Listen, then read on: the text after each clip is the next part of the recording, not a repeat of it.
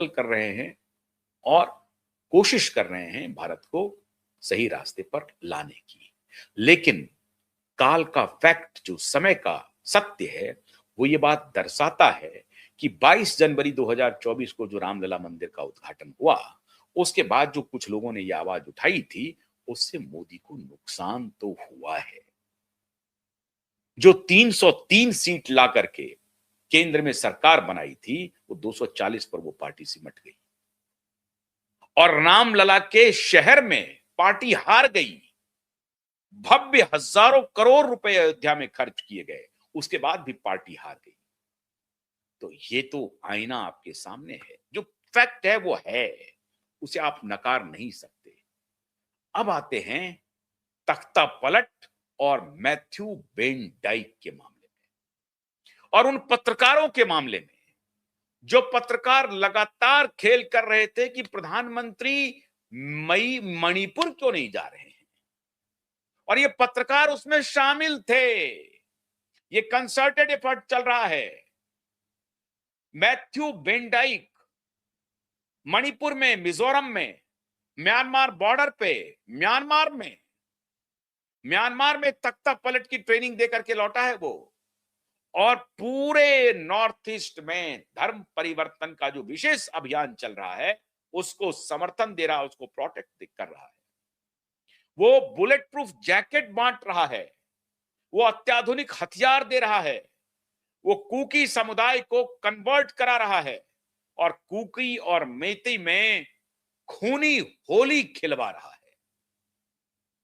और इसीलिए बार बार पत्रकारों ने मोर्चा संभाल लिया, सोशल एक्टिविस्टों ने मोर्चा संभाल लिया कि मोदी मणिपुर क्यों नहीं पहुंच रहे हैं, मोदी को मणिपुर पहुंचाओ। बाकी तो मैथ्यू बेंडाइक अपना काम कर रहा है और उनके बाकी जो 6 साथी हैं उन्होंने काम कर दिया है, और अब तो वो कह रहे हैं कि 300 यूक्रेनी वहां पहुंचे हुए हैं। एक बात आपको मानना पड़ेगा कि 2014 से लेकर के आज तक एक व्यक्ति इस देश की सुरक्षा में उनकी बड़ी भूमिका है। अभी आप देख रहे होंगे धुरंधर में वो व्यक्ति एनएसए डोभाल है, जिन्होंने कभी कांधार प्लेन हाईजैक को निगोशिएट कर रहे थे। वो व्यक्ति जो ऑपरेशन ब्लू स्टार जो अमृतसर में हुआ, स्वर्ण मंदिर में, वहां छिपकर बैठे वो व्यक्ति जो पाकिस्तान में वर्षों पाकिस्तानी बनकर के रहे। इसमें कोई शक नहीं है कि वन आफ्टर अनदर वो लगातार ब्रेक कर रहे हैं, लगातार साजिशों को नाकाम कर रहे हैं। ये तख्ता पलट के साथ साथ मोदी के जान को जोखिम में डालने की पूरी प्लानिंग थी और इसी से तख्ता पलट करना था। अब ये तख्ता पलट अंतर्राष्ट्रीय स्तर पे चल रहा है। अंतर्राष्ट्रीय स्तर पे एक तरफ डोनाल्ड ट्रंप लगे हुए हैं कि मोदी को कैसे निपटाया जाए या मोदी को कट टू साइज कैसे किया जाए।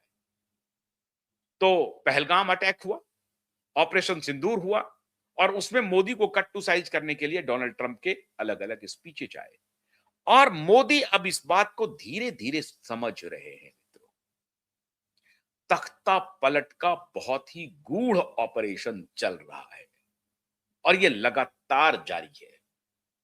ये बेंडाइक ने अब जो कहा है कि हमने 300 यहां पर यूक्रेनी हैं जो धर्म परिवर्तन कराने में, हथियारों की ट्रेनिंग देने में, बुलेट प्रूफ जैकेट, सुरक्षा उपकरण मुहैया कराने में, ड्रोन उपलब्ध कराने में, सैटेलाइट फोन उपलब्ध कराने में, ये सब भूमिका निभा रहे हैं।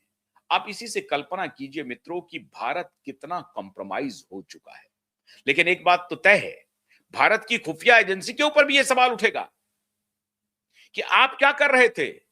आपको केजीबी इनपुट देता है तब आप एक्टिव होते हैं, आप कर क्या रहे थे, ये कैसे आ रहे थे यहां पे।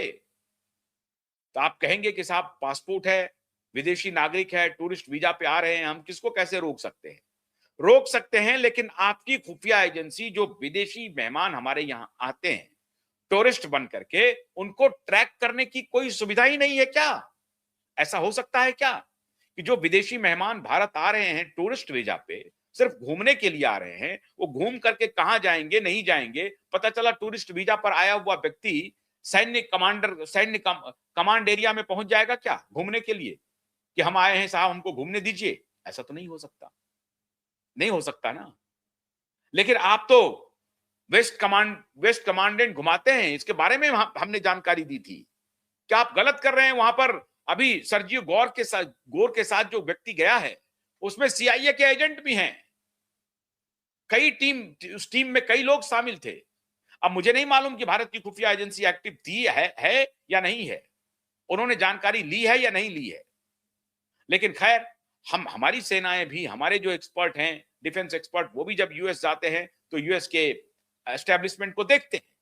ये एक्सचेंज होते रहता है, दुनिया भर के लोग आते हैं, एक्सचेंज करते रहते हैं, लेकिन उसी में कहीं कोई गुप्त सूचना दे देता है कि साहब इनका जो सैन्य संगठन है इतना मजबूत है, और ये जो वेस्ट कमांड है या ईस्ट कमांड है, नॉर्थ और साउथ कमांड है, इस कमांड की ये कैपेसिटी है।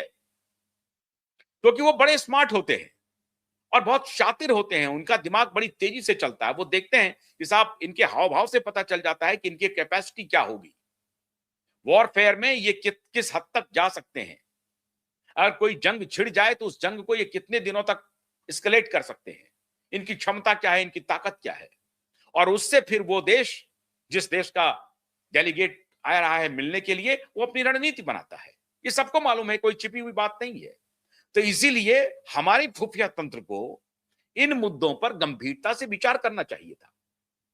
अब जॉन मैथ्यू वेंडेक के खुलासे के बाद कुछ बचा क्या? यूक्रेनी सरकार कह रही है कि रशियन केजीबी झूठ फैला रही है, और भारत और यूक्रेन के बीच में जो अच्छे संबंध हैं, वो संबंध न रहे, इसलिए केजीबी ऐसा खेल कर रही है। केजीबी का खेल संघाई में भी पता चला, और जब मोदी लौट करके आए तो उन्होंने सार्वजनिक रूप से कहा यह बात कि मैं लौट के आया हूं इसलिए ताली बजा रहे हैं, या मैं गया था इसलिए ताली बजा रहे हैं। प्रधानमंत्री का इशारा था कि मेरी जान खतरे में थी। और आज भी ऐसा लग रहा है, जिन लोगों को लग रहा है कि भारत एक कंसोलिडेशन की तरफ चल रहा है, सनातनी कंसोलिडेशन हो रहा है, उनके मिजाज में ये चल रहा है दूर दूर तक कि by hook and crook, by any means Modi को सत्ता से हटाओ। मोदी की अपनी भी गलतियां होंगी, वो एक अलग बात है, लेकिन वो पॉलिटिकली फाइट नहीं कर पा रहे।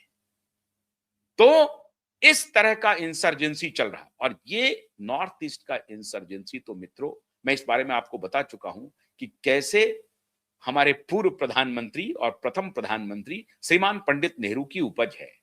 श्रीमान पंडित नेहरू ने एक ब्रिटिशर्स को कहा कि आप जाइए, आप एक एंथ्रोपोलॉजिस्ट हैं, आप वहां रहिए, नॉर्थ ईस्ट का प्रभार उनको दे दिया।